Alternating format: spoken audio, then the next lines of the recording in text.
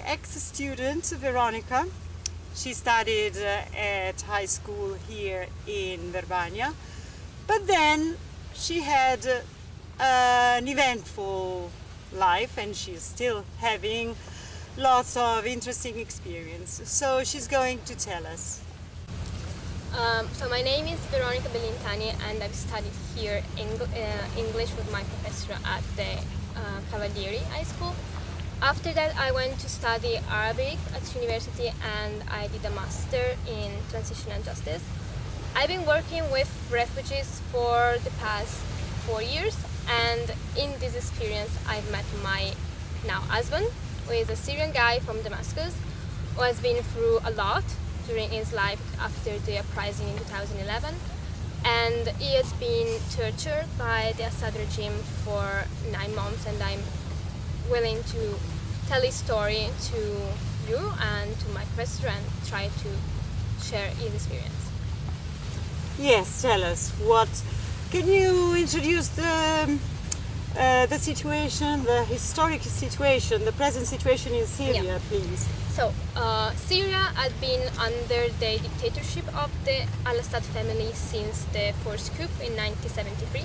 So, at the beginning, the father, Hafez al-Assad, was ruling the country until his death in 2000, and then his son took the power, and he had been ruling the country under a fascist kind of dictatorship.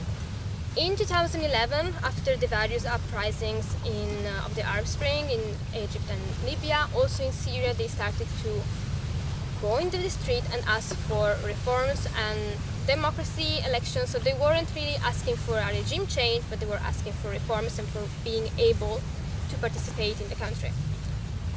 The regime decided to respond to this kind of protest with really harsh repression by shooting protesters and by arresting them. And my husband was arrested for the first time in 2011 after being arrested outside the university with a lot of other students. He had been there for like 3 months, but his situation at the beginning was less bad than the after one, because it was like the beginning, so the regime was not actually looking for enemies. The second time he was arrested, he was helping people during the revolution, because after the start of the repression, people were starting to try to defend themselves. So people were trying to provide medicines, provide food to areas that were besieged by the army, to areas that were like the internet was cut so that the human rights violation could not be shared to the outside world. So his job was basically in the revolution to provide internet to this area so they could be able to share what it was going through, because he was working in an internet company. He was found out by the regime and he was arrested in March 2012, and he had been inside the prison branch that is called the death branch. It's called the death branch because most of the people die there for torture, and had been tortured there for 9 months. So I'm not gonna tell all the graphic details because obviously they are really bad, but he has been through many beatings, the use of electroshock, sexual violence, rape, and he was tortured with various techniques that are like famous to be the worst ones in the world. Like some of them were somehow created by some Nazi people that were collaborating with the Assad regime. And additionally, there were also the horrible conditions in the prisons. So there were like overcrowded cells, there was totally lack of medical care, there was no food, there was no possibility to take showers. So he told me that when he was released in November, he was only 34 kilos. He always says that after his experience, he has been having much more anger, much more sense of shame and guilt, for shame of what he had been through and guilt for having survived while other people in the same cell have been killed under torture, and he didn't do anything to save them because it was impossible. But on the side of the person he is, I know that he is a person that he doesn't have any grudge. He doesn't want to take revenge. He wants to, other than taking revenge on a violent side, he feels that his real revenge is to be able to build something good out of what they are trying to do on him. So he always says, they try to rob me of happiness, of a life of hopes, of dreams, and of being able to have a good relationship and so on, which instead is not true, because I'm able to try to build a life, I have a good relationship and so on. So he says that usually people, when they torture you, they say, if you don't die under my torture, this torture will try to kill you outside, because you're not going to be able to have a social life, you're not going to be able to trust people, you're not going to be able to have a relationship with a person which is not based on violence and submission. So one time we read this book by Viktor Frankl.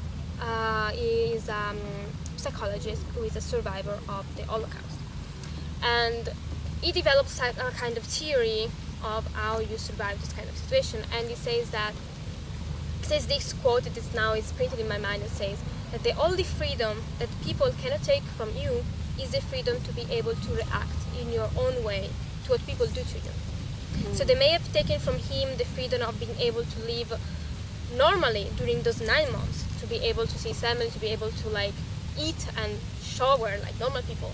But they didn't take from him the freedom of being able to go out of there and say, I'm going to react from this situation in the way I want. You're not going to decide, and you're not going to influence how I'm going to build my life with this. So this is really some kind of rule that he put in his mind, and he always tried to see his past and say, I built so many things from there, and they didn't manage to rob me from that thing. So he's really a person with so much hope, so much dreams for the future. He's really an optimist person. He's so much optimistic, sometimes makes me so mad, because even in the most annoying thing is always like, oh, it's gonna be fine, it's gonna be fine. And this is his kind of way to react and also to heal from the situation he had. So I found this so much inspiring, because it means that you can go for anything. Because he told me that after his detention period, he tried to kill himself many times. But then he realized that dying would make his torturers happy. What makes his torturers not happy is to see people being able to build a good life and being able to get back on their feet and building something that is much, much better than what it was their life even before. A really shocking experience, and we don't know anything about it watching TV, or we have no information about it. And when did you meet your husband? I met him on Twitter in 2015, because I was using Twitter to get information from Syria, because Italian media are not that much willing to talk about Syria daily. So I wanted to know every day what was happening in Syria. So I started to look on Twitter, and he was one of the most important activists talking on the social network. So we started talking, and we met only 2 years ago in Istanbul.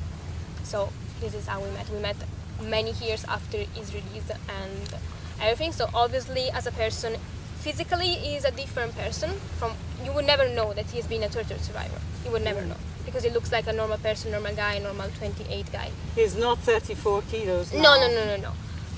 But when you know him more closely and you see how he lives his life and so on, you can see that there are many psychological issues that he's still going through after 4 years from his detention. So maybe on the outside part it still is fine, but on the inside there are many scars that he still have to work on.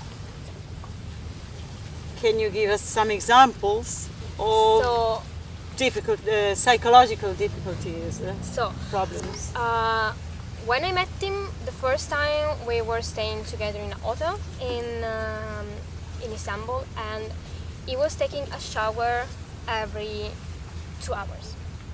Every 2 hours he was taking a shower because he was feeling dirty. Because when he was detained, he was never allowed to take a shower. So for 9 months, he was never allowed to take a shower. He was living in the dirt of the detention, and he was living, of course, with the blood and horrible things that you can get from being beaten and being electrocuted during the day, you know. So when he met me, I think that he felt dirty and maybe ashamed of what he went through. So all of this came back, and he was going to take a shower every 2 hours until I actually stopped him and saying, "Why are you doing this?" So he explained me, and I told him, "No, you're not dirty. You're fine." So he understood that it was just in his mind. Then, so this kind of situation was solved immediately after I explained him that his life was normal. Other things are still happening now. So I think that almost every night he has nightmares. So he has always the same nightmare of being arrested, or most of the times of being tortured. So for example, we sleep, and at a certain time you can see that he's shaking and he's talking about something strange in Arabic. I don't understand what he's saying. So, but you see that it's something painful, you see that it's something that I need to wake him up. And it's usually like being tortured. He told me that he dreams of being arrested, he told me that he dreams of being tortured. One time he told me that he dreamt of me being tortured, so it's something that gets even worse because it's affecting now people that you love. He has flashbacks, so sometimes there are some small things that still make him feel about his past life. So a crowded bus is really something that he is not still able to deal with, because when he was living in those detention cells, the detention cells were really, really small, and he was forced to live there with 60 people. So for example, if they wanted to go to sleep, half of the people would have to stand and half could just go on the floor to sleep. So it was really crowded, and so when you see something crowded, it feels like panic attack. And the same with knocking on doors, because it reminded him of the guards calling people to get to go tortured and so on. Another thing that it was kind of shocking for me, because I wasn't expecting a kind of reaction like that, because when I started to live with him, I knew that as a torture survivor, he needed to get some help from me. So I started to think about, from the experience I know of other people in torture centers, I started to think, okay, crowded places, torture, electroshock, so those are the things that I know. But I found out one day that he is completely scared by cockroaches and all those kind of insects. From my experience and from my knowledge of what is happening in the study prisons, I didn't know exactly this kind of detail. But he told me that when he was trying to sleep in a detention cell, the detention cell was so dirty that when you were laying down, your whole body was kind of covered by the insects of the cell, so cockroaches and so on. So one time we were going around a bazaar, so a local market of Turkish people, and it was summer and it was like really hot, and there was a cockroach just going around. He saw it, and I think that at least for 3 hours he didn't manage to sleep because he was scared, he was crying, he was really having a huge panic attack. I tried to make him feel better, and I thought that I managed to do that. But at the end he slept with his hands over his face, as he was doing in the detention cell when he was trying to cover his face from the cockroaches going around his face and nose and so on. Do you think he will have psychological assistance sooner or later? He will need psychological help from a therapist. So, in Arabic society, like in Syrian society, psychology and therapy is not something common. It's something that is a taboo. You don't say that you're going to a psychologist for two main reasons.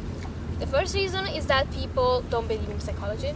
They think that if you have a problem, you deal with yourself in your house, in your family, you don't have to say to someone else. The second reason is that in a dictatorship you don't trust anyone, so you don't go to someone to tell him your secrets and your problems. So most of Syrians who go through torture experience, they don't share their experience, so they go through a lot of trauma that they're not able to process, and so they keep on having problems. My husband decided to go through therapy. As soon as he got to Istanbul, he managed to find an English speaker therapist and go through some kind of help. He told him everything, and he helped me a lot to go through some of his problems, but obviously I think that therapy can be really good, but there are some things that are not in the reach of a therapist too. So, for example, he told me that he was too ashamed to explain all of his sexual abuse and sexual violence. So he never talked about the sexual violence, even with the therapist. He told me some little things because this abuse he went through was a problem with that for me and for him at the beginning of our relationship. So he had to tell me that everything was normal. But I know that he didn't tell me everything. So there are some issues that he has been working on because of the therapist, and they are succeeding. Other things that even with the help therapist are still there and are still involved. And what are you doing now? Your job, your study? So now I have just finished my thesis. So I did a thesis on the disappeared in Syria, and I've just submitted it to my master. And I think you're going to Belfast presently. Yeah, I went to Belfast some week ago. I'm going back in December, and I studied there transitional justice, which is the justice that you try to get after conflict. And Transitional justice. Yeah, it's the justice after transition. It is supposed to be after you end a conflict or after you end a dictatorship. So when you're trying to redress the wrongs and the human rights abuses committed during a dictatorship or a conflict. So what I'm trying to learn is what could be done for Syria. So I'm trying to get all the possible information to try to get the same thing. And I decided to go to study to Belfast because they went through a conflict. So you learn not only by the professor but also by the normal people you go around. So I met torture survivors.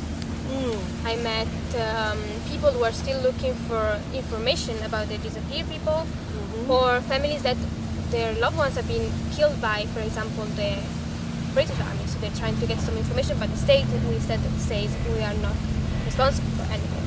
So it's a whole kind of process of still trying to get something, and so I could learn from them. So I volunteer with a care center to try to give some psychological help to people. So I try to volunteer with them and try to learn from them for my husband and also for other Syrians. So it was a really great experience. And then when are you getting back to your husband? I'm going back to my husband on Monday. And where do you live? I live in Istanbul, so I live in the Istanbul. city center of Istanbul, and we are forced to stay there until he gets his Italian citizenship, because as every kind of opponent of the Assad regime, his passport is not valid. It has been completely made invalid 2 years ago. He have tried to renew it so that to be able somehow to have a chance somewhere else too, but the consulate say that people like him, so that they are on a special list, are not allowed to get the passport. So we are staying there until the Italian passport comes, let's say. As your husband, he should have the right to an Italian. Yeah. After 3 years from marriage, he's allowed to get an Italian citizenship. After? So 3 years. 3 years. And now, when did you marry him? 12th of July. The 12th of July. So I still have a lot of time. But Turkey right now is it's problematic on a political side, because of course Erdogan is not the best democratic ruler at all. But on the side of Syrian lives, there are 4 million Syrians, and the situation for Syrians there is okay. So we cannot complain about Turkey, also because if there is no Turkey, there is only as options Mauritania and South Sudan.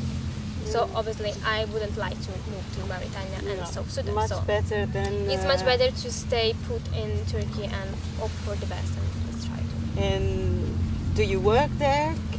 Can you have a job? Can he have a job? He has a job. He works as a freelance researcher and translator for some American universities. He's doing a project on oral history on the Syrian war and human rights violations. I'm working remotely for this Syrian organization. I mean, there are many Syrians that are victims of what I've been talking about before. They're living in Turkey, so I'm working with them, and I travel to other areas for their advocacy projects and so on. So other areas, I mean, you don't stay only in Istanbul, but I do you travel go? all around Turkey, so I do Istanbul and the area next to the border. I go sometimes to Lebanon, and those are the main areas of Syrians. Then Europe is more as a advocacy place where you go to the Geneva, you go to Berlin, and so on. So my work with Syrians is in Turkey. In Turkey. So the other things is more a political, diplomatic thing that I don't really like. I prefer to work with victims and try to empower them. So because I believe that since I tried when my husband first told me a story to try to get justice in Italy. As a person that is linked to Italian citizen, I thought that it was possible to do the same thing that they're doing in Germany or in Austria or in Sweden. So I believe that when Syria gets better, when people are allowed to come back, when Syrians are allowed to come back, and also the whole issue of Syria ends and gets better, also Europe will be better. Because right now, Syria is almost all under the control of the regime, except an area in the north where there are 3 million Syrians. All those 3 million Syrians are people that have been displaced by other areas and refuse to surrender to the government because they know that the moment they surrender, they are arrested, they are detained, and they are tortured, and they are killed. So the moment that the regime is going to do another political offensive, military offensive against those areas, those people are going to flee. So there are other 3 million people. So my opinion is that if populist, xenophobic and racist the governments in Europe don't want other refugees, they should support a political transition in Syria where Assad is not able to kill all those people and make them flee instead of supporting the cause of this refugee wave. So that's why I'm saying if the situation in Syria gets better, also the whole discourse against refugees and immigration is not going to have any support because it's not going to be that big like before. So that's what I think. And would you like to live in Syria or in Italy eventually with your kids? I don't know. I'm unable to live everywhere. What would your husband think? I think that my husband would love to live in Syria because he had been forced to lose his country and his family, and he had not seen his life, his love, his homeland for so long that he wants to go back to live in Syria as also a form of revenge, I believe. You know, you come back with your dignity restored and you say you didn't break me, I managed to get my life back and we're able to go back with our life even if you tried to kill us all. So this would be coming back to Syria and building something good is a revenge. So I think that Italy and Verbania will be a good holiday place to come. But I would like to be in a place where I could be useful. So I think that would be more useful for Syria in Syria than in Verbania, which is kind of sad. But you go where you are useful. Yes. Well, that has been a pleasure, even if I heard so many bad things about Syria, but it's nice to see how well you're doing for Syria. I think that you hear a lot of bad things about Syria. You can only think about war and destruction and slaughtering and so on. But there are so many people that are trying to build something out of this horrible mess. There are people trying to get justice. Even now in Syria, there are people trying to build small democratic councils. They are trying to build education. They are trying to build schools even under bombs. So they're trying to build life outside of the bombs and the death that the Assad regime is trying to perpetuate all over the place. And I always say, when I talk about my husband, one thing is that even if my story can be sad because of all this torture, because of the psychological impact it's still going through, I always say that I'm privileged because I had the privilege of a future with a person that I love, which is something that many other women have been robbed of because their husband had been tortured to death or still disappeared. So what I always say is that if my story somehow had impacted you on a negative side, you have to think that I'm the lucky one, and people that have been going through this till now should get the help they need. So when I say this, I say that people should know, that people should know what Assad regime means like. It means torturing people, making people be completely devastated for years, and try to know that when you hear people saying that peace is coming, peace in Syria is not coming until all people are outside prisons and no one is tortured to death. Well, I wish you all the best. Thank you. Thank you.